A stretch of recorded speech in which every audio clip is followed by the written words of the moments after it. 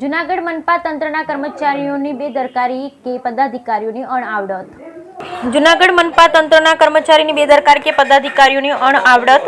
જૂનાગઢના અતિ ધમધમતા સરદારબાગ વિસ્તારમાં ઝાંસીની રાણીની પ્રતિમા મૂકવામાં તો આવી, પરંતુ તંત્ર દ્વારા ક્યાંક ને ક્યાંક જાળવણીનો અભાવ હોય તેવા દ્રશ્યો સામે અનેક વખત પ્રકાશમાં આવતા હોય છે.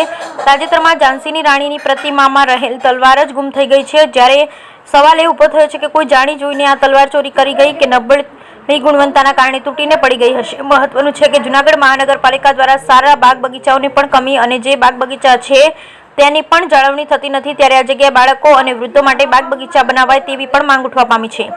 હાલ તો આ જગ્યાએ મોટરકાર માટેના પાર્કિંગ થયા છે, સાથે ગંદકીના ઢગ ખડકાયા છે, ત્યારે સત્વરે આ જગ્યાનો યોગ્ય ઉપયોગ થાય તે પણ જરૂરી છે. જે હોય તે હાલ તો ઝાંસીની રાણીની તલવાર વગરની પ્રતિમા અને પાસે પડેલા ગંદકીના ગંજને કારણે ક્યાંક ને ક્યાંક જૂનાગઢ સાથે ઇતિહાસની પણ ગરિમા જળવાઈ નથી, ત્યારે તંત્ર દ્વારા સત્વરે યોગ્ય કરવું જોઈએ તેવી માંગ ઉઠવા પામી. બ્યુરો રિપોર્ટ, સાગર નિર્મળ, જૂનાગઢ.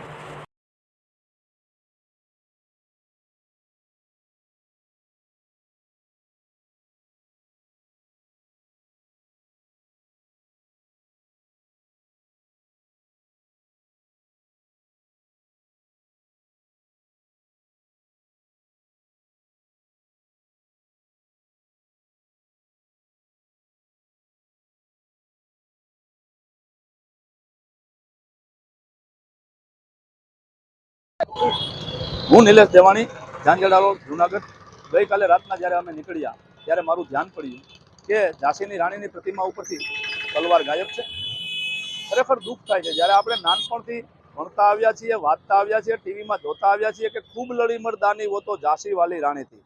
પોતાના સ્વરાજને બચાવવા માટે, પોતાની પ્રજાની રક્ષાને માટે જ્યારે આવડા બલિદાન આપ્યા હોય અને એના જ્યારે ઇતિહાસ આપણે સમાજની સમક્ષ મૂકતા હોય અને એમાં પણ જ્યારે આજે ઇતિહાસને, ધર્મને અને સંસ્કૃતિને નામે સરકાર ચાલતી હોય, ત્યારે મારો માત્ર એક જ પ્રશ્ન છે, શું આની રખરખાવમાં કોઈ ખામી હશે કે ખરેખર વાસ્તવિકતા શું છે?